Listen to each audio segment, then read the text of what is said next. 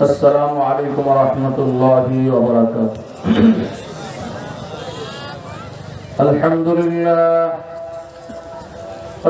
لله حمدا كثيرا كما أمر، ونشهد أن لا إله إلا الله وحده لا شريك له في الخلق والأمر، ونشهد أن سيدنا مولانا محمدا عبده ورسوله الذي لا نبوة بعد نبوته ولا شريعة بعد شريعته ولا كتاب بعد كتابه، وعلى آله وأصحابه الذين هم خلاصة العرب العرباء، وهم خير الخلائق بعد الأنبياء، وهم كالنجوم في السماء للابتداء والاهتداء.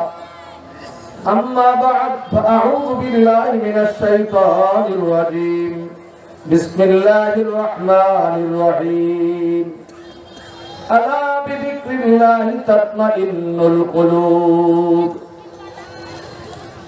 وقال رسول الله صلى الله عليه وسلم: أفضل الذكر تلاوة القرآن.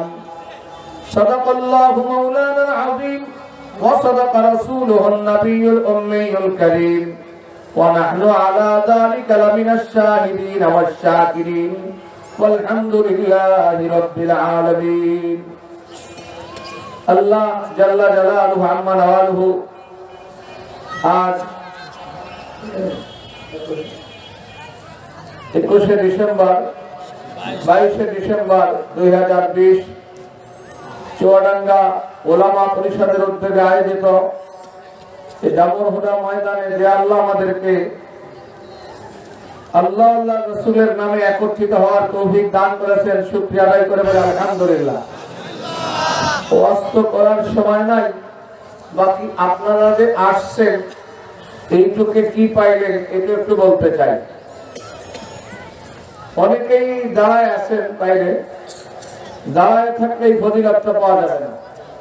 যারা এখানে বসেছেন তারা বাড়ির থেকে কদম বাড়ানোর সাথে সাথে আল্লাহ জিন্দেগির গোনা মাফ করে দিয়েছে। আর যদি একটু কষ্ট করে ফাঁকা বন্ধ করে বসেন, দেখি কারা বসছে।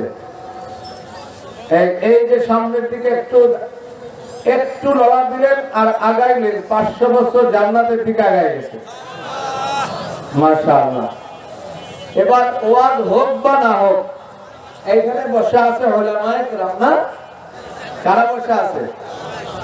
আপনারাও যারা বসে আছেন এই মুহূর্তে আপনারা আল্লাহর ওলি। এখন আপনারা কি আল্লাহর ওলি? এই জন্য 3 জিনিস যেখানে থাকে ওখানে বসলে মানুষের কলবের মধ্যে নূর পয়দা হয়। 1 নম্বরে নেক সোহবত, 2 নম্বর নেক মাহওয়াল, আর 3 নম্বর নেক কথা। এইখানে ফেরেশতাদের সোহবত আছে। আপনারা পিছে পিছে বসছেন, ওনারা উপরে উপরে আছে। 2 নম্বরে এই যে পরিবেশ, এখানে কোনো ধূমপান আছে, টেলিভিশন আছে, গালাগালি কাদাকালি বকাবকি আছে, মারামারি আছে। তাহলে এই পরিবেশটা ভালো না খারাপ? ভালো পরিবেশ, ভালো সঙ্গ আর ভালো কথা। যারা এখানে কথা বলছেন, গুনার কথা বলছেন, কোরআন হাদিসের কথা বলছেন না? এই 3 জিনিস যেখানে থাকে ওইখানে কোনো মানুষ বসলে তার কলবের মধ্যে কি তৈরি হয়? নূর তৈরি হয়। অতএব যারা গায়ে গায়ে লাগে বসছেন, হাসরের ময়দানে তাদেরকে একজন ফেরেশতা খুঁজবেন আর এলান করবেন, আইনাল মুতাজালিসিনা বিল্লাহ। মুতাজালিস এর অর্থ হলো একে অপরের সাথে লেগে বসা। এই লোকগুলোকে আল্লাহ তাআলা আরশের নিচে ছায়া দেওয়ার জন্য খুঁজতে থাকবেন। এরপর এখান থেকে আবার বাড়িতে যাবেন, খালি হাতে যাবেন না। ফেরেশতারা একটা সার্টিফিকেট আপনাদের হাতে ধরায় দেবে। কি বলবে?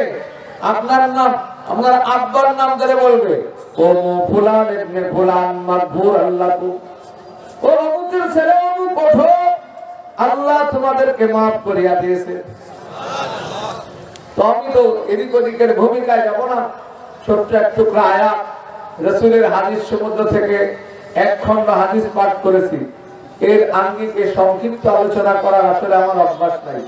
আমার যত বয়ান 2 ঘন্টা 2.5 ঘন্টা, তারপরেও সংক্ষিপ্ত এখন যা পারি যতটুকু পারি বলি।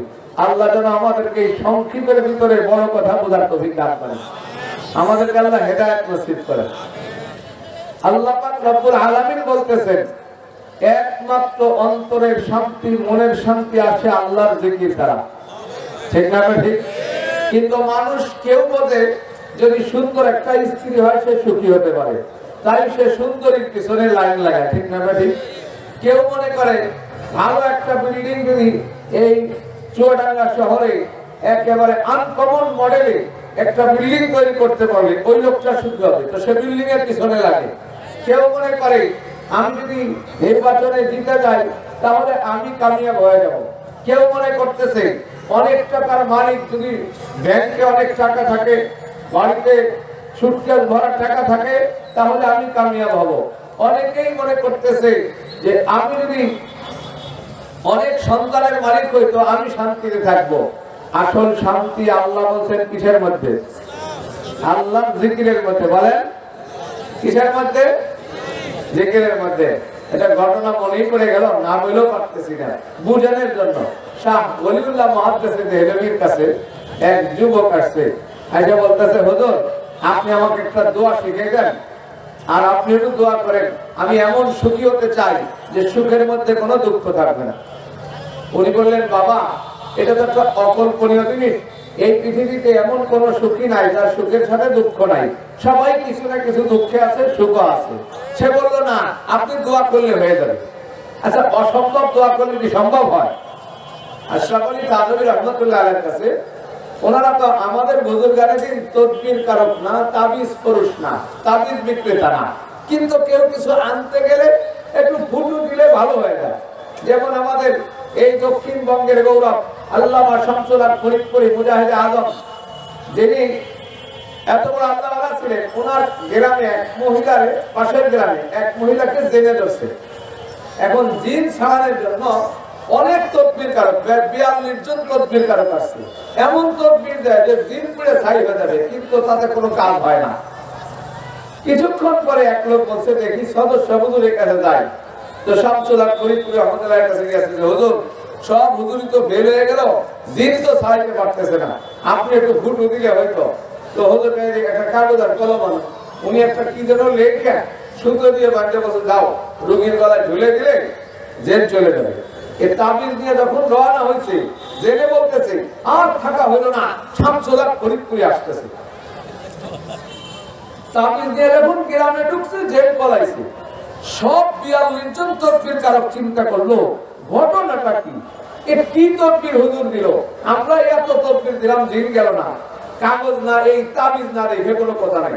সবাই মিলে তাবিজ খুঁজে দেখে কিচ্ছু লেখা নাই, লেখা আছে বিসমিল্লাহির রহমানির রহিম, নাসির শামসুল হক। কি লেখা? বিসমিল্লাহির রহমানির রহিম, অদম শামসুল হক। এতে জিন্দৌড়ে পড়াইছে। ঠিক না বেরে? এটা কিসের কারণে? আল্লাহ পাক ওনাদের কলবের মধ্যে নূরানি শক্তি দিয়েছে। তো এই জন্য থানভী রাহমাতুল্লাহর কাছে একজন তাবিজ আনছে 3 বার। অনেক সময় আমাদের বুজুর্গদের কাছে গেলে আলহামদুলিল্লাহ সূরা পড়ে ফুদে, সাহাবায়ে কেরাম যেমন আলহামদুলিল্লাহ সূরা পড়ে ফুদিছে, বিষ পানি হয়ে গেছে। তো এরকম থানভীর কাছে কেউ গেলে দেয়, ভালো হয়ে যায়। এক লোক 3 বার নিছে তাবিজ, যুবক ছেলে বসে, তুমি 3 বার আসো না, কিসের জন্য তাবিজ নিছো? আমার কাছে তো যে একবার আসে, দ্বিতীয়বার আসে না। বলো হুজুর আমার ছেলে মেয়ে হয় না। তো বললো তোমার শ্বশুর বাড়ি কোন গ্রাম? বলে হুজুর আমি তো বিয়েই করিনি, শ্বশুর বাড়ি হলে কেন? কথা বলবেন না মনে হয়। তাবিজ দিতেছে কিসের জন্য? উনি কি বিয়ে করছে? তাহলে অসম্ভব তাবিজ দিলে কি সম্ভব হবে? অসম্ভব দোয়া করলে দোয়া হবে? হাদিসের মধ্যে আছে বেনামাজির জন্য আল্লাহর ওলি দোয়া করলেও দোয়া কবুল হয় না। ঠিক না বেশি? তো ওলিউল্লাহ মুহাদ্দিস দেহলভীর কাছে বলতেছে যুবক যে হুজুর আপনি আমাকে একটু তদবির শিখিয়ে দেন, একটু দোয়া দেন, যেন আমি এমন সুখী হতে পারি যে সুখের মধ্যে কোনো দুঃখ নেই। ওলিউল্লাহ মুহাদ্দিস দেহলভী বলেন, ও বাবা এই দুনিয়াতে এমন সুখের জায়গা নাই যেখানে সুখের মধ্যে দুঃখ নাই, সব সুখের কিছু দুঃখ আছে। আমি এমন দোয়া করতে পারবো না। যুবক বলে তাহলে হুজুর একটা আমল শিখাইয়া দেন, আমি যেন খিজির আলাইহিস সালামের সাথে দেখা করতে পারি। কিছুদিন পরে আমল করতে করতে খিজির আলাইহিস সালামের সাথে দেখা হইল। খিজির আলাইহিস সালামকে বলে হুজুর আপনি আমাকে একটু দোয়া করেন, আমি যেন এমন সুখী হতে পারি যে সুখের মধ্যে কোনো দুঃখ নাই। সে বলে বাবা এই দোয়া তো দুনিয়াতে বাস্তবায়ন হবে না, আখিরাতে যে সুখী হবে তার দুঃখ থাকবে না, যে দুঃখী হবে সে দুঃখী থাকবে, জাহান্নামে কি কোনোদিন সুখের মুখ দেখবে না। তো বলে তাহলে আপনি বলেন না একটু দোয়া দেন। অনেকেই এরকম হুজুরদের বাইরে এরকম দোয়া চায় না। আমি আমার মাদ্রাসার থেকে বের হইতেছি, এখন এক লোক এসে বলতেছে হুজুর এই আমি কুলে মার্কায় দাঁড়াইছি, আপনি একটু কুলেটা শুয়ে দেন, আমি নির্বাচনে জিতে যাবো। আমি বললাম যে ভাই আমি তো ভোট দিতে যাই না, সময় পাই না, আমি শুয়ে দিলে আপনি ফেল যেতে পারেন, না হুজুর আপনি হয়ে যাবেন। তো এই যে দোয়া, এরকম অকল্পনীয় দোয়া করলে কি হয়ে যায়? তো বলতেছিলাম দোস্ত, সে বলল না। তো এখন উনি বলতেছে তাহলে তুমি আমাকে একটা মডেল দেখাও যে এই লোকটার মতো সুখী হতে চাও, আমি তোমাকে দোয়া দিয়ে দেবো, তুমি ওইরকম সুখী হয়ে যাবো। এখন সে বলছে ঠিক আছে আমি 7 দিন টাইম নিলাম, আমি একজন সুখী মানুষ আপনাকে দেখাই দেবো, আপনি দোয়া করে দিবেন, আমি সেরকম সুখী হয়ে যাবো। এখন এই দিল্লি শহরে প্রথম এক চাউলের কারবারের কাছে যায় নাকি একেবারে আর্থি কাপড়ের ধোলাই ধুতি সুন্দর কাপড় পরে বসে রয়েছে, চা খাইতেছে, যা বলতেছে ভাই আমি আপনার কাছে একটু দোয়া চাই, আল্লাহ যেন আমাকে এমন সুখী বানায় আপনার মতো সুখী হইতে পারি। সে বলে আল্লাহ আমার মতো সুখী যেন কাউরে না বানায়। কেন আপনি কি সমস্যা? আমার 2টা জাহাজ তাহলে ডুবে গেছে, প্রায় 2 কোটি টাকার লসে আছি, পাওনাদারকে কি বলবো, অনেকেই টাকার জন্য মামলা দিয়েছি, আমি দিল্লি শহরে ভয়তে আসি না, তাহলে আপনি পুরা সুখী না। ওখান থেকে চলে গেল শহরের মাঝামাঝি স্বর্ণের কারবারি, বিশাল স্বর্ণের দোকান, স্বর্ণের দোকানের মালিক একেবারে সেই রকম বসে আছে, প্রায় 50-60 জন লোক কর্মচারী, লক্ষ লক্ষ টাকার বিক্রেতা। তারা বললো ভাই আপনি আমাকে একটু দোয়া দেন, আমি যেন চির সুখী হতে পারি। সে বললো ভাই আপনার মতো সুখী হতে চাই। সে বলে ও দোস্ত আল্লাহ যেন আমার মতো সুখী কাউকে না বানায়। কেন আপনি কি সমস্যা আছেন? বলে আমার একটাই মাত্র ছেলে, আমার ছেলে আমার চেয়ে বড় জমিদারের মেয়ের সাথে সম্পর্ক করছি, সে দিয়েছে আমার নামে, আমার 4 ভাইয়ের নামে মামলা, কোন দিক দিয়ে পড়াবো সেই চিন্তায় বাঁচতেছি না। এই লোকটা কি সুখী নাকি? এই শহর ছেড়ে লোক এখন পূর্ব শহরের মধ্যে যায় দেখে একটা সবুজ শ্যামল বাড়ি, যেমন পরিপাটি তার সাজানো গোছানো, বিল্ডিংটাও সুন্দর, গ্রিল গুলো লাগানো গোল্ডেন কালারের, বাড়ির মালিক স্বর্ণের চেয়ারে বসে আছি, আর বাড়ির মধ্যে ডেক সেট বাজতেছে।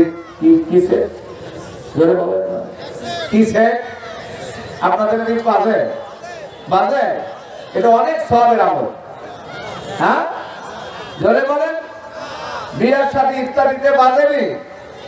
হ্যাঁ 24 ঘন্টা ভ্যাকসিন বাজে অবস্থ, আর সাথে সাথে বাচ্চারা ড্যান্স মারতেছে, মহিলারাও ড্যান্স দিতেছে, মাঝে মাঝে মিউজিক ছাড়তেছে। বাড়ির নাম নিরিবিলি, বাড়ির নাম কি নিরিবিলি। অবস্থ এই লোকটা স্বর্ণের চেয়ারে বসা, যাই বললো বাবা আপনি একটু দোয়া দেন আমি যেন আপনার মতো সুখী হতে পারি। সে বলে আমার দুশ্মনরা যেন আমার মতো সুখী না বানায়। কেন আপনি কি সমস্যা আছেন? বললো আমি যে সমস্যা আছি এই সমস্যার কোনো আর সমাধান নাই। কি বলে আমি অনেক ভালোবেসে একটা মেয়েকে বিয়ে করলাম, মেয়েটা অত্যাধিক সুন্দরী, কিন্তু হঠাৎ আমার স্ত্রী মরণাপন্ন, একেবারে মৃত্যু সজ্জায় শায়িত। আমি তার পাশে বসে ক্রন্দন করতেছিলাম আর বললাম তুমি যদি মারা যাও জীবনে আর কোনোদিন আমি বিয়ে করবো না। স্ত্রী বলে পুরুষ লোকের এমন কথা বলেই থাকে, 2-4 দিন পর তুমি অবশ্যই একটা বিয়ে করবা। সে বলে আল্লাহর কসম আমি কোনোদিন বিয়ে করবো না, এ বিশ্বাস যায় না। উনি বলেন আমি রাগ করে একটা মুগুরার একটা দা নিয়ে আমার স্ত্রীর সামনে আমার বিবাহের যন্ত্রটা কাটিয়ে ফেলাইলাম। বুঝছেন? এখন আমার স্ত্রী মারা যায় নাই, দিন যায়, সুস্বাস্থ্যের অধিকার হয়ে গেল, সুশ্রী চেহারার মারি। এখন আমার স্ত্রী গোলাম বান্দির সাথে আনন্দ ফুর্তি করে, আমি যে চেয়ারে বসে বসে সারাদিন কান্নাকাটি করি, এমন ভুল করছি জীবনে সহজা দিলেও আর ঠিক হবে না। তাই সুখী মানুষ পাওয়া গেছে বলেন। তাই আল্লাহ বলেন আলা বিযিকরিল্লাহি তাতমাইন্নুল কুলুব, একমাত্র শান্তি আসে আল্লাহর জিকিরের দ্বারা। ঠিক না ভাই? ঠিক। লা ইলাহা ইল্লাল্লাহ, লা ইলাহা ইল্লাল্লাহ, লা ইলাহা ইল্লাল্লাহ, লা ইলাহা ইল্লাল্লাহ। জিকির মানে কি? জিকিরের এক অর্থ হলো ওয়াজ। জিকিরের অর্থ কি? কোরআন বলতেছি, আল্লাহ বলেন ওয়াযাক্কির ফাইন্না যিকরা তানফাউল মুমিনিন। ও নবী আপনি ওয়াজ করেন। এখানে জিকির মানে ওয়াজ। ওয়াজের দ্বারা ঈমানদারের ঈমান বাড়ে। কি হয়? জোরে বলেন না। ওয়াজের দ্বারা ঈমানদারের ঈমান বাড়ে। শুধু আমাদের নয়, আল্লাহর নবীর সাহাবী হযরত হানজালা রাদিয়াল্লাহু তাআলা আনহু বাড়ি থেকে সকালবেলা চিল্লাইতে বেরোলো, হানজালা মুনাফিক হয়ে গেছি, হানজালা মুনাফিক হয়ে গেছি। আবু বকর সিদ্দিক বলে, ও হানজালা তুমি কেমনে মুনাফিক হইলা? তুমি তো বদরি সাহাবী। সে বলে, গতকাল রাসূল ওয়াজ করেছিলেন, যারাফাত বিহাল উয়ুন ওয়াজিরাত বিহাল কুলুব, অন্তরটা বিগলিত হয়ে গেল, চোখ দিয়ে অশ্রু বেরিয়েছিল। বাড়িতে আসার পরে মনের অবস্থা তো তেমন রইল না। রাসূলের সামনে এক অবস্থা, বাড়িতে থাকলে আর এক অবস্থা, তাহলে তো আমি মুনাফিক হয়ে গেলাম। আবু বকর সিদ্দিক বলেন, এই অবস্থায় যদি মুনাফিক হয় তাহলে আমিও মুনাফিক হয়ে গেছি। কোন আবু বকর? যাকে বেহেশতের ৮ দরজা দিয়ে সালাম দিতেন, হ্যাঁ, যিনি ইন্তেকালের আগে বললেন আমাকে রাসূলের পাশে শোয়াইও, আবার ডাক দিছে, আমি যে বিয়াদবি করে বেড়ালাম কিনা, ২.৫ বছর ক্ষমতা চালালাম, কোনো জুলুম অত্যাচার আমার দ্বারা হইল কিনা, রাসূল যদি আমার পছন্দ না করে তোমরা আমাকে রাসূলের পাশে দাফন করো না, হ্যাঁ, তবে রাসূলের সামনে আমাকে নিয়ে যাও। রাসূল যদি ভিতর থেকে বলে যে আমাকে মাটি দিতে দাফন করতে, দরজা যদি চাবি ছাড়া তালা খুলে দেয় তাহলে দাফন করো। সমস্ত লোকজন আবু বকর সিদ্দিক রাদিয়াল্লাহু তাআলা আনহুকে যখন রাজায় আতহারের পাশে নিয়ে গেছে, তালা বিনা চাবিতে খুলে গেছে, আর আওয়াজ আসতেছে, আদখিলিল হাবিব ইলাল হাবিব, আরে বন্ধুরে বন্ধুর কাছে পাঠা। যে আবু বকর সিদ্দিককে ওমর বলতেছেন, কোন আমল, যার আমল সারা পৃথিবীর মানুষ একত্রিত করলে ওমরের সমান হবে, সেই ওমর বলতেছেন, আবু বকর ভাই, তোমার একদিনের আমল যদি আমাকে দিয়ে দাও, আমার সারা জিন্দেগীর আমল দিয়ে দেবে। বলে সেটা কোনটা? বলে ওই যে গারে সাউরের মধ্যে যেদিন রাসূল আর তুমি লুকায়া ছিলা, আর আল্লাহর রাসূল বলেছিল লা তাহজান ইন্নাল্লাহা মা'ানা, ওই রাতের আমলটুক আমাকে দিলে আমার সারা জিন্দেগীর আমল তোমাকে দিয়ে দেবে। আল্লাহু আকবার। আবু বকর বললেন, না রে ভাই, ওইটাই তো আমার হ্যান্ড ক্যাশ, ওইটাই তো আমার চেক, ওইটা ভাঙাবো হাসরের দিন। ঠিক না ঠিক? তাহলে ক্যাশ কোনটা? রাসূল।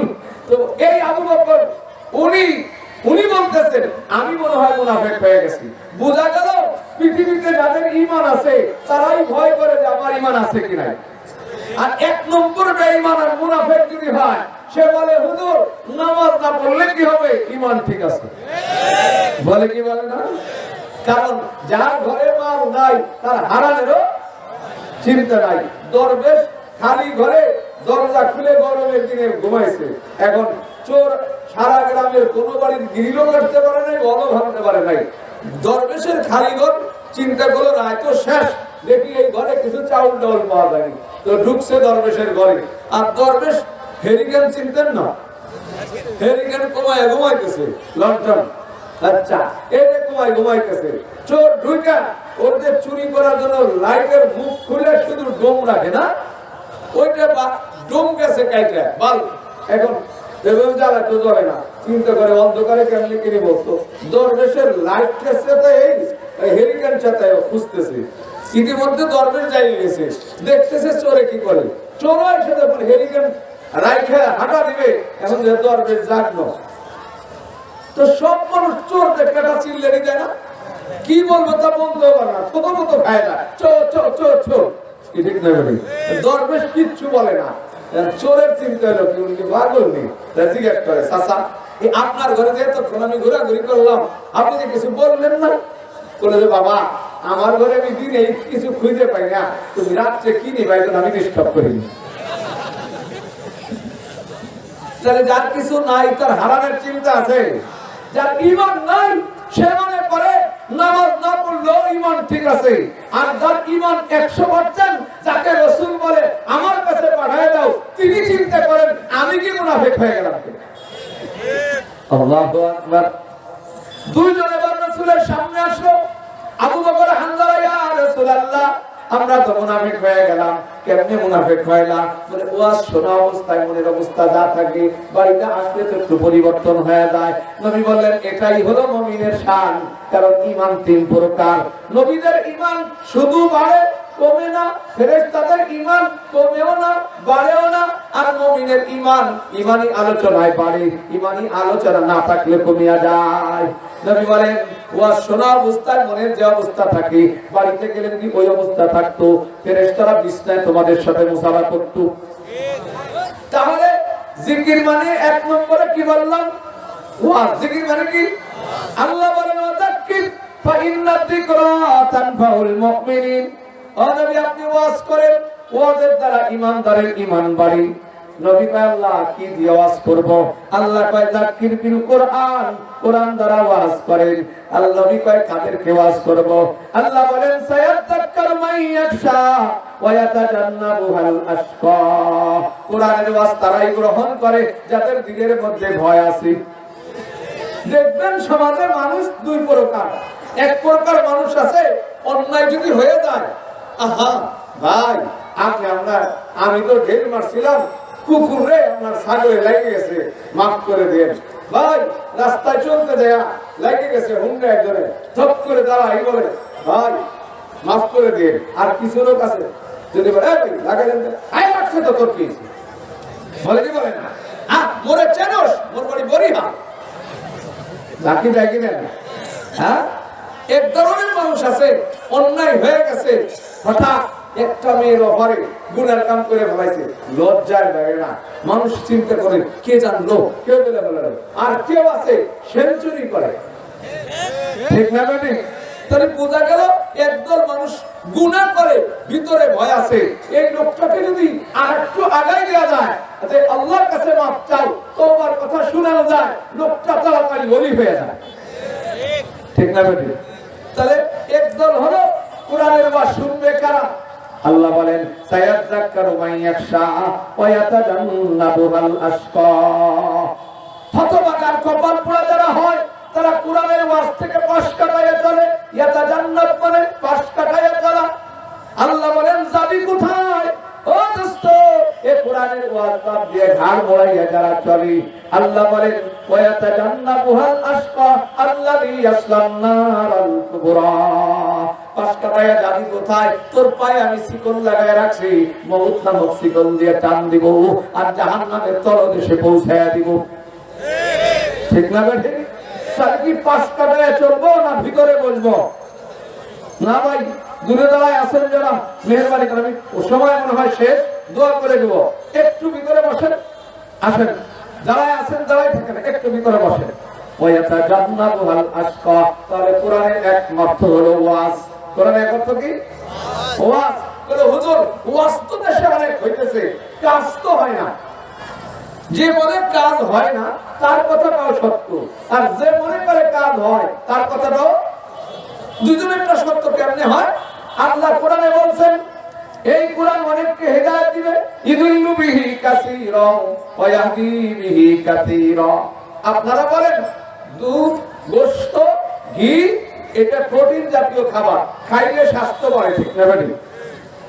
বাড়ে না? আমার কথা কি বুঝতে পারতেছেন? আমার বাড়ি ফরিদপুর আর আপনারা চুয়াডাঙ্গার লোক, আপনারা বিশুদ্ধ বাংলায় কথা বলেন, আমরা ফরিদপুরে ভাষায় কথা বলি, কথাটা একটু বুঝতে অনেক সময় সমস্যা হয়ে যায়। সমস্যা হইতেছে? হ্যাঁ, হয়তো আমি চট্টগ্রাম যখন গেছি, আল্লাহ সে কি ভাষা! নামার পরে দুই হেল্পারে রাখছে মারামারি, মনে হলো যে মুড়ি টিনের ভিতরে কিছু ইটের ধোয়া দিয়ে ঝাঁকি দিলে যেমন শব্দ হইতেছে, ঠিক না বেটি? হ্যাঁ, আপনাদের ভাষা তো অনেক সুন্দর। ও ঢাকাইয়া, পুরান ঢাকাইয়া দুইজনে ওয়াজ শুনে যায়।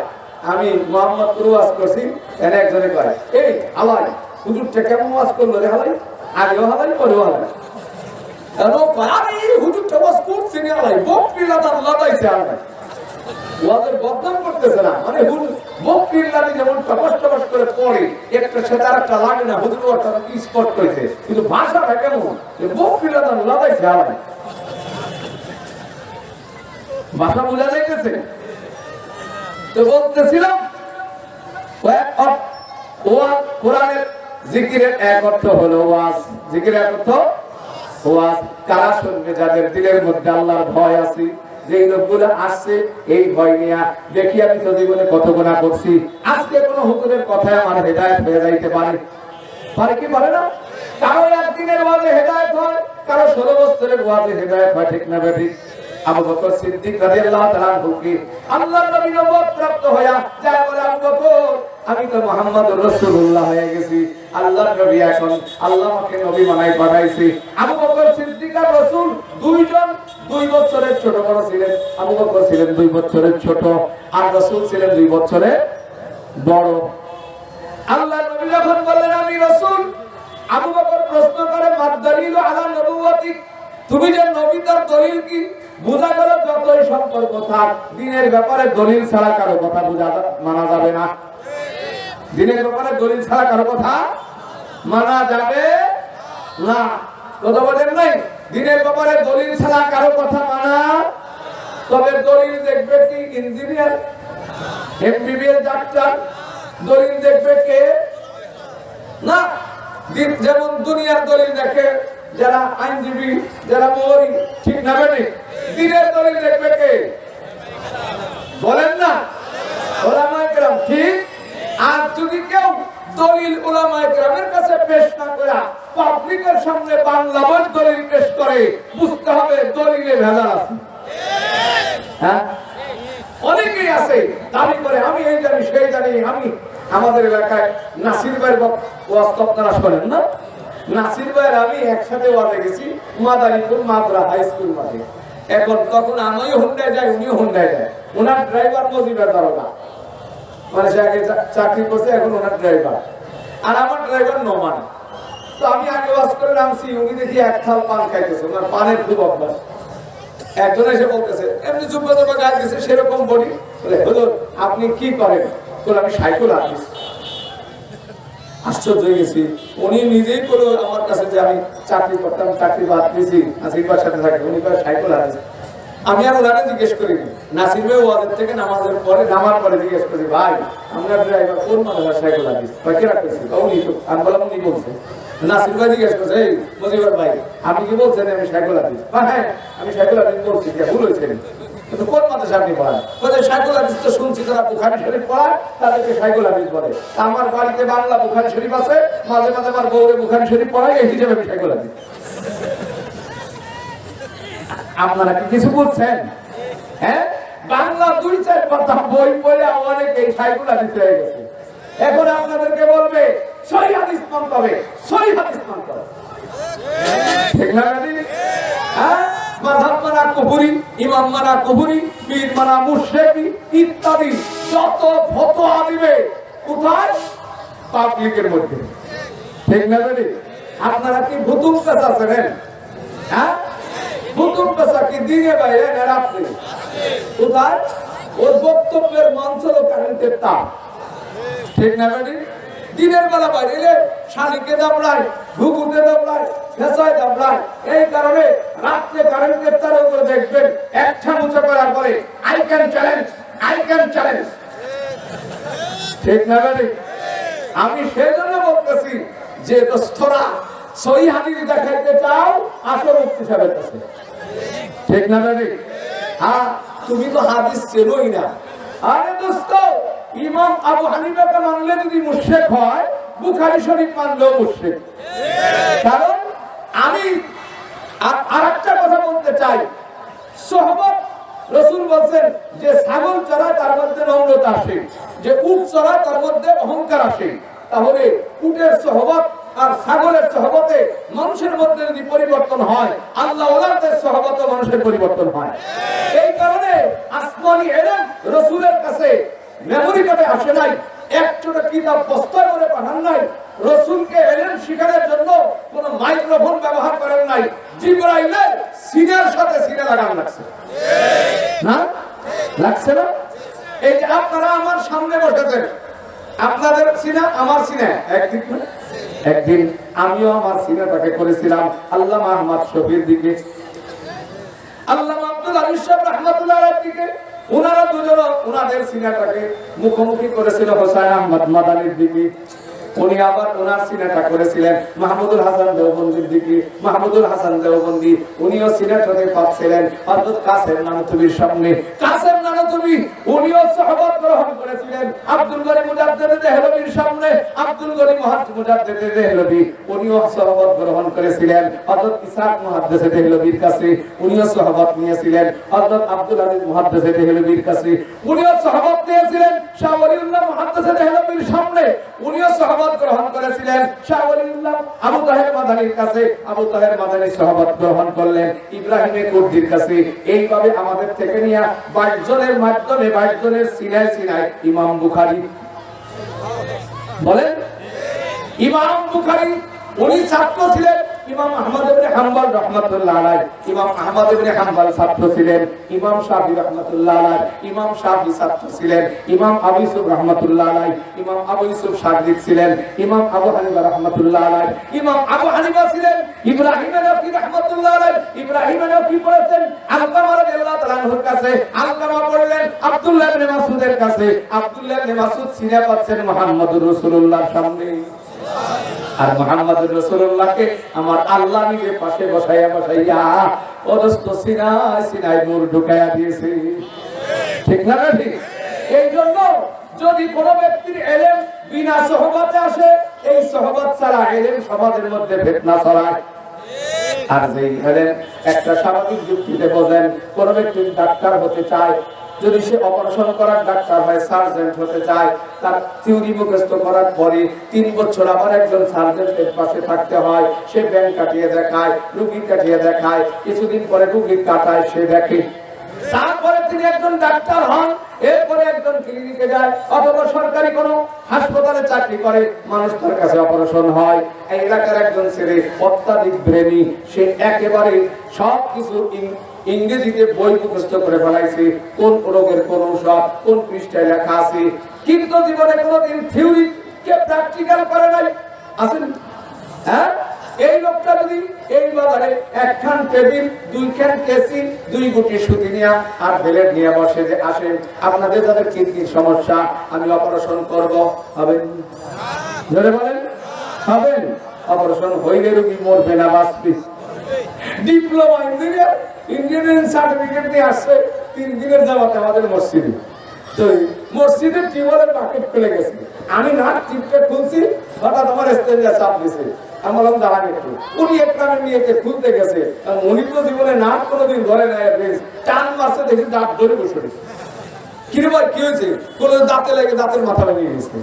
আমি বললাম আপনি এত বড় ইঞ্জিনিয়ার, নাক খুলতে দাঁত ভাঙলেন, আর এই খোরশেদ মেকানিক নাক ওভাররান করতে পারে না, পুরো ওনমার ইঞ্জিন ডাউন দিয়ে সবাই করে রাখতো, বিকেলে দিয়ে স্টার্ট দিছে, ফটফট করতেছে।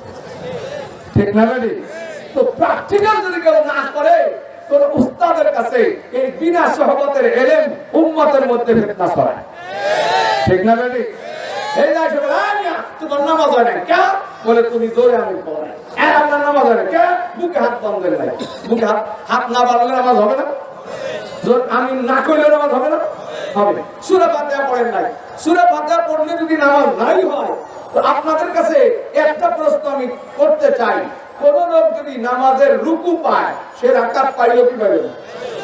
রাসূল বলেন মান আদরাকা রুকুআ ফাকাদ আদরাকা রাকাত, যে রুকু পাইল সে কি পাইল? রাকাত পাইল। রুকু পাইলে যদি রাকাত পায়, সে কি সূরা ফাতিহা পড়ছে না পড়ে নাই?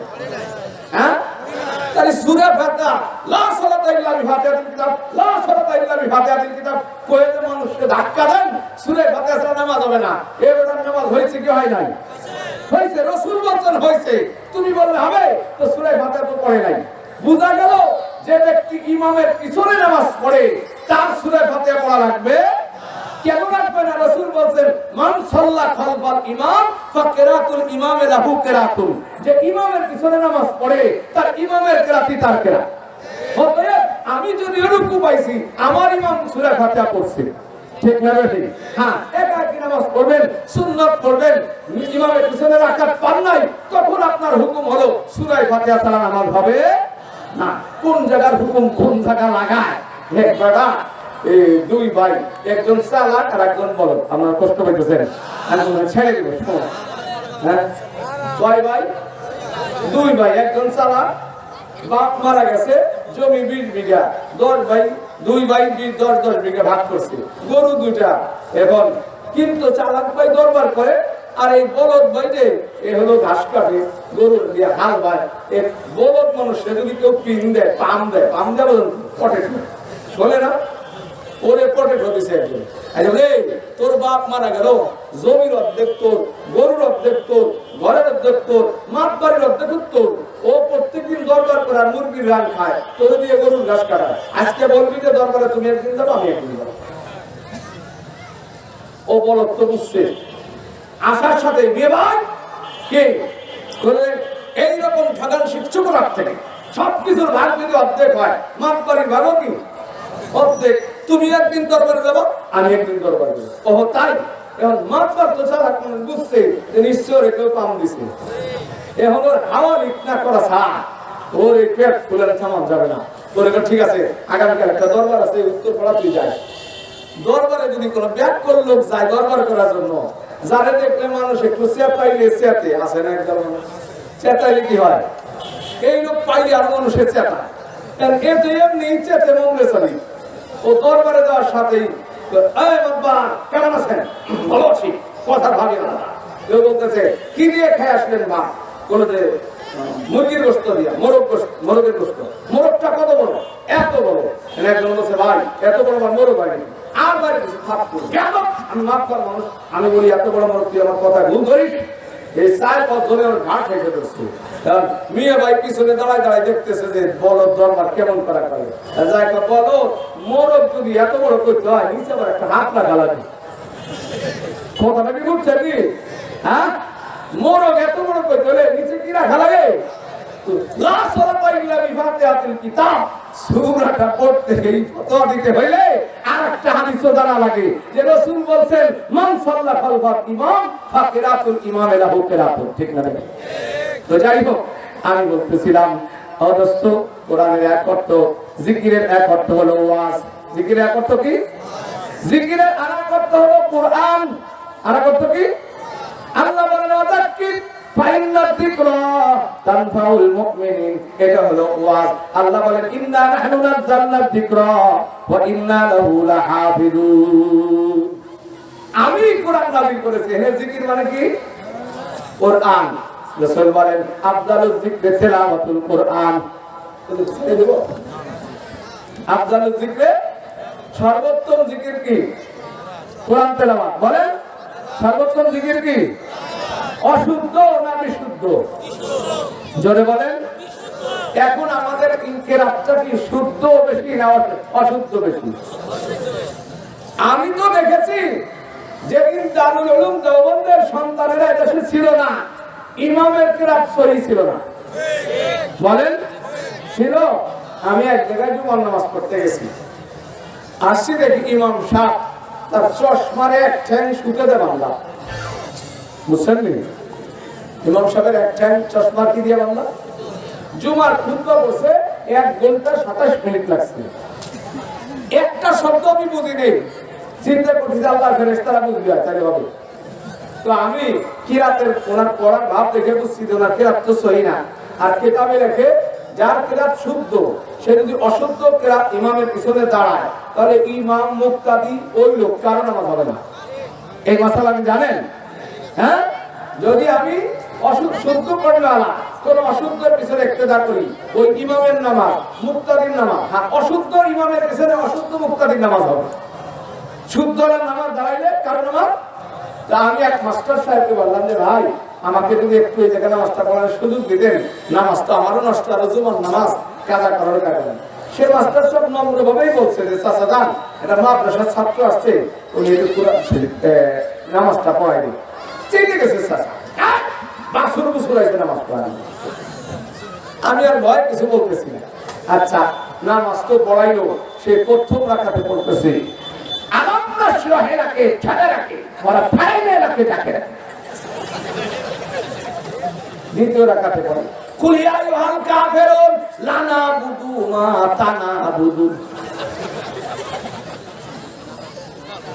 কোরআন জিকির শুদ্ধ না অশুদ্ধ? শুদ্ধ না?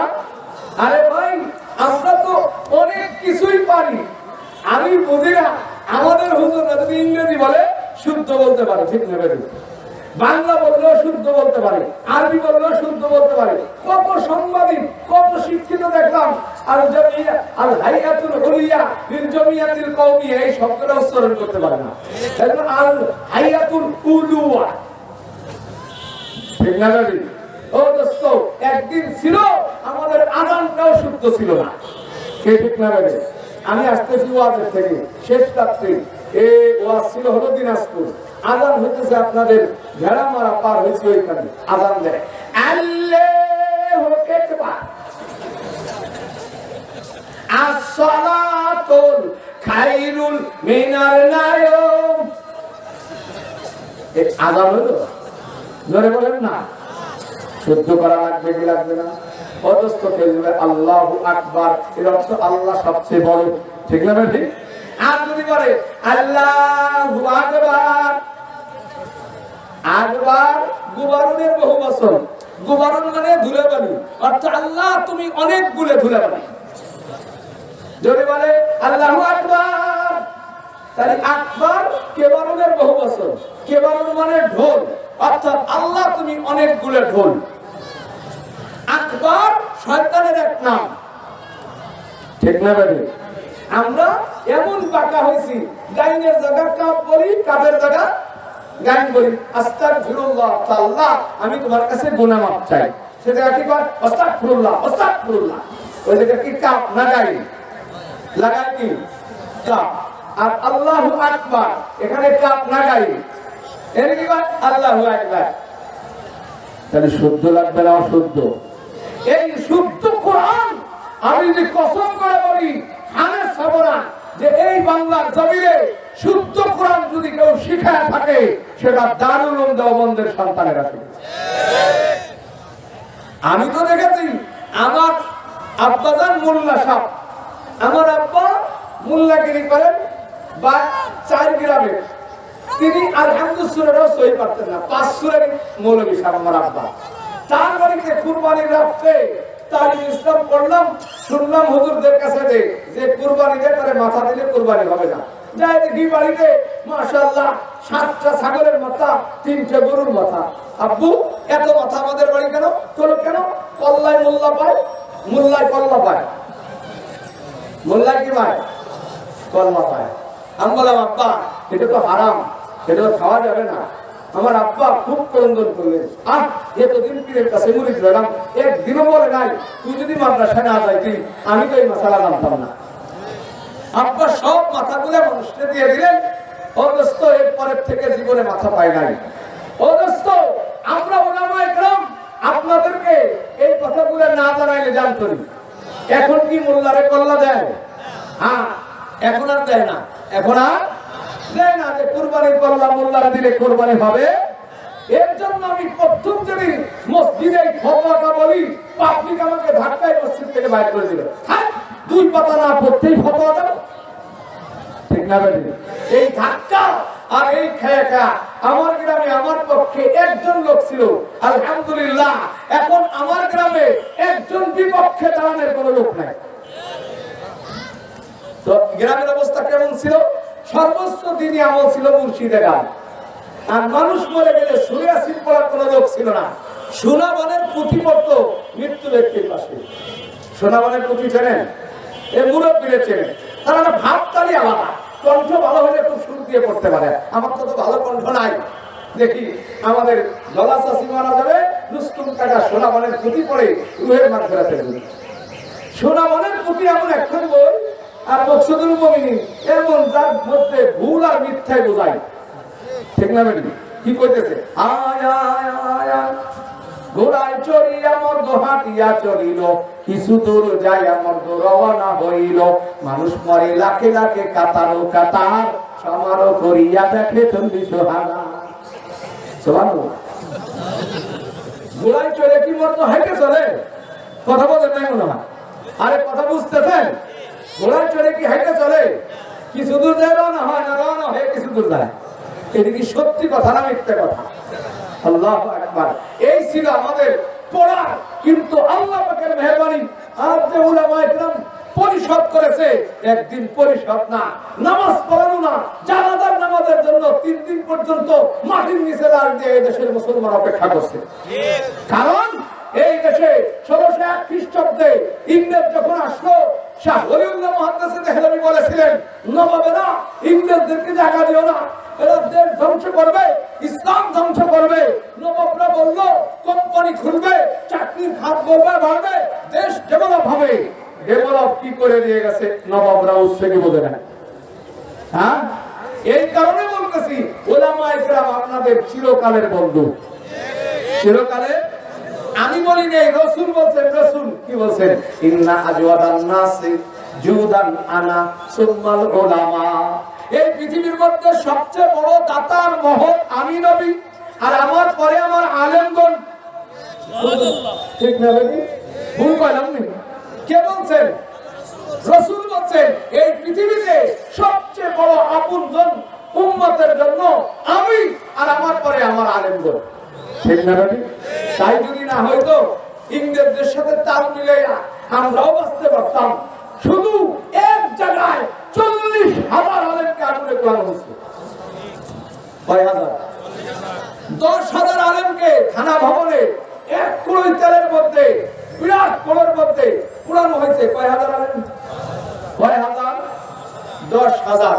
অবস্থ ভারত স্বাধীনতার একটা গেট আছে, এই গেটে 94,300 মানুষের নাম আছে যারা ভারতকে ব্রিটিশ মুক্ত করেছে, তাদের তালিকা আছে। তার মধ্যে 65,000 মানুষ মারা গেছে শুধু মুসলমান। ঠিক না ভাই?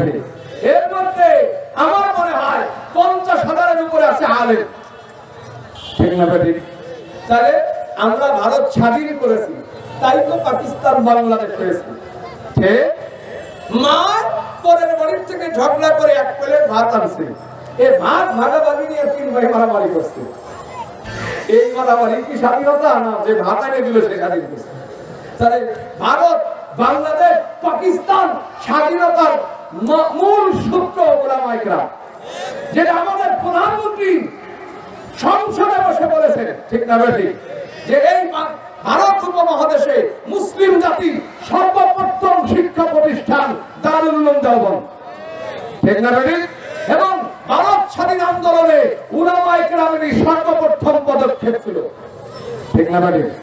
এজন্য দোস্ত রাসূল বলেন, ইন্না আজওয়াদান নাসি জুদান আনা সুম্মাল উলামা। এদেশের আলেমরা কি অটো চালাইতে পারে কি পারে না? পানের দোকান দিলেও মাসে 15,000 টাকা ইনকাম করতে পারে।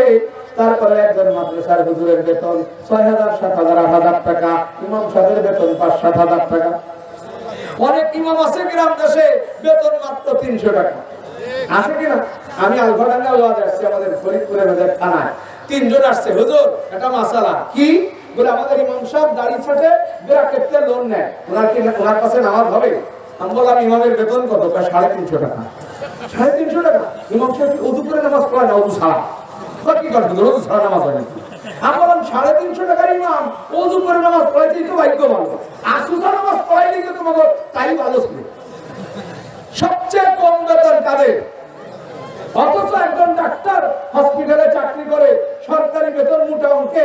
সকালে 1 ডায়াগনস্টিক সেন্টার, বিকেলে 3 ডায়াগনস্টিক সেন্টার, প্রত্যেক রোগীর প্রতি 500 টাকা।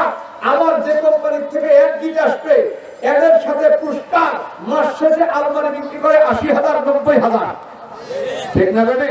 একজন স্কুলের মাস্টার, সেই লোকটা সকালে টিউশনি করে, বিকেলে টিউশনি করে, প্রত্যেক ছাত্রের থেকে মাস গেলে 1,000, 40 জনকে পড়াইয়া 40,000 টাকা। আর আমার মাদ্রাসার উলামায়ে কেরাম, আমার হাফেজ সাহেবগণ 3:30টার সময় ঘুম থেকে উঠে, বলেন না, উঠিয়া বাচ্চাদেরকে লাগায় বলো তাহাজ্জুদ পড়ো, তাহাজ্জুদ পড়ো। ওই যে কচি বাচ্চা, যে লোকটা বাড়িতে হাত দিয়ে ভাত মাখায় খাইতো না, এই ডিসেম্বরের শীতের মধ্যে হাত দিয়ে ওযু করতেছে, ঠান্ডা পানি দিয়ে ওযু করিয়া থরথর করিয়া কাঁপতেছে। এরপরে হুজুরের সামনে পড়তে বসে, ঘুমায় পড়ে যায়, হুজুর করাস করে বাড়ি মেরে দেয়। ঠিক না বেটি?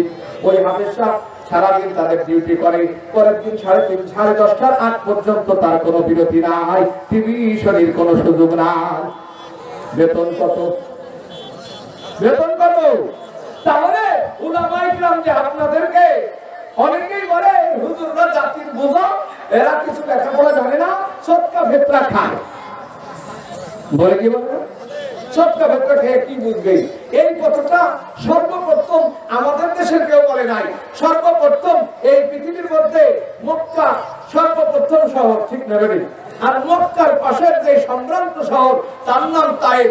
সৌদি আরবের সমস্ত বুদ্ধিজীবীদের বসবাস ছিল তায়েফ আর মক্কায়, ঠিক না বেটি? রাসূল যখন নবুয়তের দাবিদার হলেন তখন আল্লাহু আকবার, সব বুদ্ধিজীবীরা বলল, মুহাম্মদ তোমার নাই বাপ, তুমি লালিত চাচার ঘরে দাদার ঘরে, নাই ভাই নাই বোন, তোমার নাই সম্পদ, তোমার মতো ফকিরকে কে আল্লাহ নবী বানাইছে? এই কথাটা কি মুসলমানের না কাফের?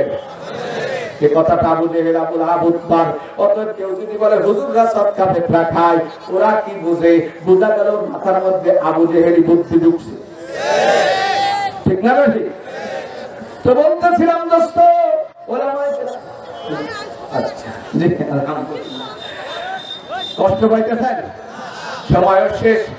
আসলে অনেক বড় আয়োজন, মনেও আপনাদের অনেক জ্বালা, আমাদের অনেক ব্যথা, বলতে যা চাই তা বলতে পারি না, ঠিক না বেশি?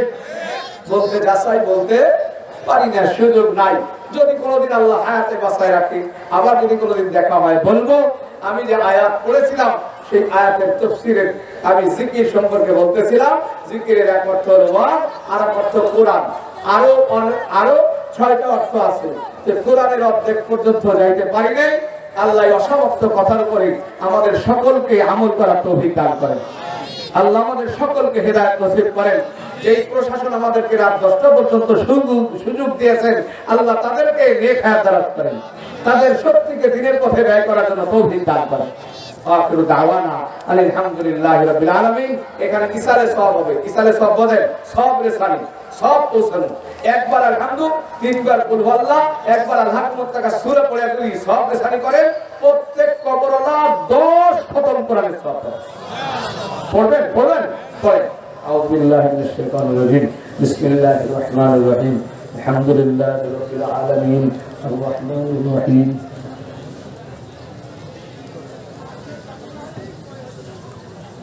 কারণ পড়েন আলহামদুলিল্লাহ।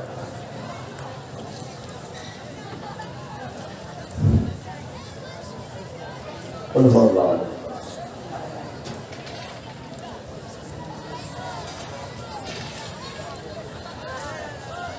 قل هو الله احد ألهاكم التكاثر حتى زرتم المقابر الله سبحانه। সবাই ইস্তেগফার করেন।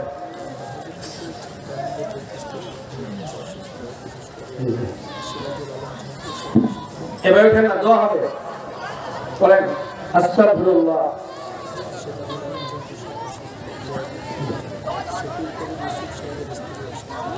আস্তাগফিরুল্লাহ, যারা বলেন আস্তাগফিরুল্লাহ, আস্তাগফিরুল্লাহ আল্লাযী লা ইলাহা ইল্লা হুয়াল হাইয়ুল কাইয়্যুম ওয়া আতুবু ইলাইহি লা হাওলা ওয়ালা কুওয়াতা ইল্লা বিল্লাহিল আলিয়্যিল আযীম।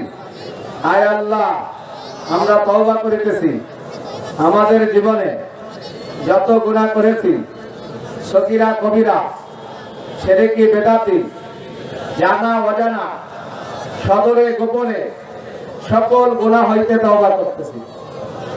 আয় আল্লাহ, আমরা ওয়াদা করতেছি চুরি করব না, জেনা করব না, মদ গাঁজা ফেন্সিডিল কোন নেশা খাবো না।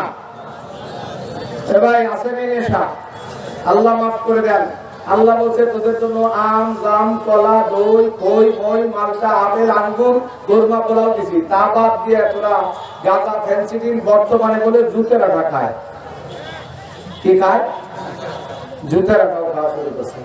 আল্লাহ বলতেছেন উহিল্লাত লাকুমুত তাইয়্যিবাত, আমি পৃথিবীর শ্রেষ্ঠ পবিত্র খাবার তোদের জন্য বানাইছি। এগুলো বাদ দিয়ে কি তোদের জুতেরাটা খেতে হবে? আমি মানুষের কাতারে আছি? এই জন্য বলেন আমরা কোন প্রকার নেশা খাবো না, হ্যাঁ, মিথ্যা মামলা করব না, নাহক খুন করব না, ষড়যন্ত্র করব না, নারীকে বেপর্দা করব না, পাঁচ ওয়াক্ত নামাজ ছাড়ব না, আলেম ওলামার বিরুদ্ধাচরণ করব না। আয় আল্লাহ তুমি তৌফিক দান করো। জি দুরূদ শরীফ পড়েন। আল্লাহুম্মা সাল্লি আলা মুহাম্মাদিন ওয়া আলা আলি মুহাম্মাদ কামা সাল্লাইতা আলা ইব্রাহিম ওয়া আলা আলি ইব্রাহিম ইন্নাকা হামিদুম মাজিদ। আল্লাহুম্মা বারিক আলা মুহাম্মাদিন ওয়া আলা আলি মুহাম্মাদ كما باركت على إبراهيم وعلى آل إبراهيم إنك حميد مجيد. كده সিরাজুল ইসলাম সিরাজুল আলম ঝন্টু সাহেব উনি অসুস্থ দোয়া চাইছেন, শফিউল কবির সাহেব ওনার স্ত্রী অসুস্থ দোয়া চাইছেন। এখন আমরা সবার জন্য দোয়া করি। আলহামদুলিল্লাহ রাব্বিল আলামিন والصلاة والسلام على سيد المرسلين. اللهم ربنا ظلمنا أنفسنا وإن لم تغفر لنا وترحمنا لنكونن من الخاسرين. ربنا لا تزغ قلوبنا بعد إذ هديتنا وهب لنا من لدنك رحمة إنك أنت الوهاب. ربنا هب لنا من أزواجنا وذرياتنا قرة أعين واجعلنا للمتقين إماما. ربنا آتنا في الدنيا حسنة وفي الآخرة حسنة وقنا عذاب النار. اللهم اغفر لجميع المؤمنين والمؤمنات والمسلمين والمسلمات والأحياء منهم والأموات إنك سميع قريب مجيب للدعوات يا رب العالمين. إلهي غم كدريائے گناہم تمی دانی وخود ہستی گواہم. गुनाहे बे अददरा बारे बास्तम हजारा बार तौबा शिकस्तम हजारा बार तौबा शिकस्तम. ज़मानदार सगे नस्रानियार के उ हस्बे गुनाहो मन गुनाहगर अगर नालायकम गुदत तुदारी के करे आई बे अजरनम बरारी. बखूबी रिश्तेरा मुदार नमाए सियाहीरा बबख्शी रोशनाई. अल्लाहुम्मा इन्नी अऊज़ु बिका मिन दरकिश जहदिल बला व दरकिश शका व सूइल क़ज़ा व शमाततिल आदा. अल्लाहुम्मा अंसुर मन नसरा दीन मुहम्मदिन सल्लल्लाहु अलैहि वसल्लम वजअलना मिनहुम वख़्ज़ुल मन ख़ज़ला दीन मुहम्मदिन सल्लल्लाहु अलैहि वसल्लम वला तजअलना मिनहुम. अल्लाहुम्मा शत्ति शमलहुम अल्लाहुम्मा मस्जिद जमअहुम अल्लाहुम्मा खर्रिब बुनियानहुम अल्लाहुम्मा ज़लज़िल अक़दामहुम. आय अल्लाह আসরের পর থেকে এই পর্যন্ত চুয়াডাঙ্গা উলামা ট্রাস্ট পরিষদের উদ্যোগী আমার মুসলমান যুবক বৃদ্ধ নারী পুরুষ আয় আল্লাহ তারি পাকা মুসলমান নাবালিগ সন্তান হাফেজে কোরআন আর যুবক ভাইদেরকে নিয়ে এই রাত 10টার পরে তোমার দরবারে হাত তুলেছি মালিক. আয় আল্লাহ তুমি আমাদের এই আশা বসাকে কবুল করে নাও. হে আল্লাহ এই মাহফিলকে তুমি নাজাতের ওসিলা বানায়া দাও, এই মাহফিলকে তুমি হেদায়েতের জরিয়া বানায়া দাও. আয় আল্লাহ পাশে মাদ্রাসাকে তুমি কবুল করো. আয় আল্লাহ সমস্ত মসজিদ মাদ্রাসাকে তুমি কবুল করে নাও. মসজিদের ইমাম মুক্তাদি মুসল্লি কমিটি মাদ্রাসার ছাত্র উস্তাদ কমিটি সকলকে কবুল করে নাও. আয় আল্লাহ এই মাহফিলের জন্য যারা জান দিয়েছে, মাল দিয়েছে, সময় দিয়েছে, বুদ্ধি বিবেক দিয়েছে, আয় আল্লাহ প্রত্যেকের এই ছোটবড় মেহনতকে ওসিলা করে সমস্ত উম্মতে মুহাম্মাদীকে maaf করে দাও. আয় রব্বুল আলামিন তোমার নবী এতিম, আয় আল্লাহ তোমার নবী এতিম, তোমার নবীর উম্মত এতিম, আর সারা বিশ্বে এতিমের কান্নাকাটি, বিধবা নারীর আত্মচিৎকার, ধর্ষিতার হাহাকার. আয় আল্লাহ আর কত দেখবো জুলুম. ও মওলা দুইটা বাচ্চাকে টেকনাফে দাঁড়ায় রয়েছে দেখলাম, ডাক দিয়ে বললাম তোমার বাড়ি কোথায়? বলে মায়ানমার. যখন বুঝি আব্বু আম্মু কোথায়, কত করিয়া কান্দি. এক বৃদ্ধ চাচা বলে বাবারে ওর সামনে আব্বু আম্মুর কথা বলিও না, ওর 4 ভাই আর ওর মা বাপকে ওর সামনে আগুনে পোড়া দিয়ে মারছে. আয় আল্লাহ মা দুনিয়া থেকে চলে গেছে, 2.5 মাসের বাচ্চা মৃত্যুময় স্তন চুষতেছে। ও মাওলা, মুসলমানের মায়ের পেট থেকে বাচ্চা জবাই করিয়া যাব করলো, বাচ্চা জানে না কি কারণে সে হত্যা হইতেছে। একজন মহিলাকে পলাক্রমে 6 জন দর্শন করিয়া হাত পা বাঁধিয়া তার গুপ্তাঙ্গ চাকু দিয়ে কাটতেছে। মালিক, কি যে চিৎকার রে মাওলা! আয় আল্লাহ, সবই তুমি দেখতেছো। মুসলমান নারীরা ইজ্জত বাঁচাইতে না পারিয়া নিজের গায়ে কাটুল দ্বারাই অনেকে আত্মহত্যা করতেছে। আবু গারিব কারাগারে মুসলমানরা খ্রিস্টানদের ধর্ষণের শিকার, রক্ত দিয়া মুসলমানকে চিঠি লেখি। আয় আল্লাহ, চীনের মধ্যে মুসলমান নারীদেরকে জোর করে বৌদ্ধরা পেটের মধ্যে হারামজাদা সন্তান জন্ম দিতেছে। মুসলমানের রোজাদারের মুখে জোর করে শুয়ারের গোশত ঢুকানো হয়। কোরআন শরীফ পাওয়া গেলে তাকে জেলে ঢুকায়, মসজিদ থেকে ধরিয়া নিয়ে মাথার মধ্যে বন্দুক লাগাইয়া গুলি করিয়া মারি। আয় আল্লাহ, আমরা তোমার নবীর দামি দিন চাচ্ছি, তাই দুনিয়াতে বেদামি হয়ে গেছি। আয় আল্লাহ, আমাদের ঘরকে সুন্নাত দ্বারা সাজায় দাও, আমাদের কোরআন দ্বারা দিলকে আলোকিত করে দাও। জবান থেকে যুবকদের গানকে বন্ধ করে কোরআনের আওয়াজ চালু করে দাও। বেপর্দা মহিলাদেরকে পর্দানিশীল বানায় দাও, বেনামাজিকে নামাজি বানায় দাও। আয় আল্লাহ, আমাদের যুবকদের শক্তিকে দ্বীনের কাজে ব্যয় করার তৌফিক দান করো। এদেশের ক্ষমতাসীন ক্ষমতাহীন সকল দলমতকে দেশের জন্য এবং দ্বীনের জন্য কাজ করার তৌফিক দান করো। আয় রব্বুল আলামিন, তুমি একখানা সোনার টুকরা দেশ আমাদেরকে দান করেছো, যে দেশের প্রত্যেক গ্রামে গ্রামে 3:30টার সময় বালেক না বালেক কচি কাঁচা বাচ্চা তোমার সাথে কোরআন নিয়ে কথা বলি। আয় আল্লাহ, এই দেশের 1 ইঞ্চি যেন কেউ ছিনে নিতে না পারি। আয় আল্লাহ, এই দেশকে রক্ষা করো, দেশের স্বাধীনতা সার্বভৌমত্ব রক্ষা করো। আয় রব্বুল আলামিন, যারা দেশের জন্য জীবন দিয়েছে আল্লাহ তাদের শাহাদাতকে কবুল করে নাও। আয় রব্বুল আলামিন, আয় আল্লাহ, আমাদের সকলকে দ্বীনের পোশাক পরে এক এবং নেক হওয়ার তৌফিক দান করো। আয় রব্বুল আলামিন, আমরা সব বিচারিক কিছু আমল করেছি, দুরূদ ও সালাম পেশ করেছি, সমস্ত আমলের সব সোনার মদিনায় পৌঁছে দাও। तमाम अंबिया तमाम साহাবা সুহাদার কবরে পৌঁছে দাও। আয় রব্বুল আলামিন, খাস করে আমরা যারা এখানে বসে আছি, আমাদের আত্মীয়-স্বজন যে যেখানে শুয়ে আছে প্রত্যেকের কবরকে জান্নাতের বাগান বানায় দাও। কত ভাই এমন আছে যে নিজের মাকে নিজে হাতে গোসল দিয়ে কাপড় দিয়ে বাড়ি থেকে বিদায় দিয়েছি। কতজন আছে নিজের বাবার লাশ কবরে নামায় আছে। কতজন আছে নিজের কলিজার টুকরা সন্তানকে দাফন করেছে। কত মা বোনেরা আছে যে স্বামীকে কাফন পরাইয়া বাড়ি থেকে বিদায় দিল, আর কোনোদিন ফেরত ডাক পায় নাই। আয় আল্লাহ, সমস্ত মৃত্যু ব্যক্তিদের কবরে তুমি আমাদের আমলের সব পৌঁছে দাও। আয় আল্লাহ, এই জমিনে কত বাবা আছে ছেলে আর ছেলের বইয়ের জুলুমের কারণে বিরুদ্ধ আশ্রমে যায় আশ্রয় নিয়েছে। ঢাকার শহরে রিক্সা চালায় তো বাড়ি ঘরে আসে না। এই জালেম সন্তানদেরকে তুমি মা বাবার বাধ্যগত বানায় দাও। আয় আল্লাহ, কত স্ত্রী আছে স্বামীর কারণে আত্মহত্যা করে, এই জালেম স্বামীদেরকে ইনসাফগার বানায় দাও। কত স্বামী আছে স্ত্রীর ভয়ে বিদেশে যায় পলাইছে আর দেশে আসে না, এই অবাধ্য স্ত্রীদেরকে তুমি বাধ্যগত বানায় দাও। আয় রব্বুল আলামিন, আমাদেরকে এক এবং নেক হওয়ার তৌফিক দান করো। সমস্ত কাফের যারা মুসলমানের উপরে জুলুম করে আল্লাহ ওদেরকে হেদায়েত দিয়ে আমাদের ভাই বানায় দাও। আয় আল্লাহ, দেশের সমস্ত নাস্তিকদেরকে তুমি ঈমানদার বানায় দাও। আয় রব্বুল আলামিন, সমস্ত বাতিল পীরকে হক পীর বানায় দাও। আর যদি হিদায়াত নসিবে নাই থাকে, বাতিলকে বাতিলের সাথে টকরাও লাগায় হালাক করে দাও, কাফেরকে কাফেরের সাথে টকরাও লাগায় হালাক করে দাও। আয় রব্বুল আলামিন, আমাদেরকে কাফেরের মোকাবেলা করার শক্তি সামর্থ্য দান করো, মুসলিমের সাহায্য করার তৌফিক দান করো, এতিমের মাথায় হাত বোলানোর তৌফিক দান করো।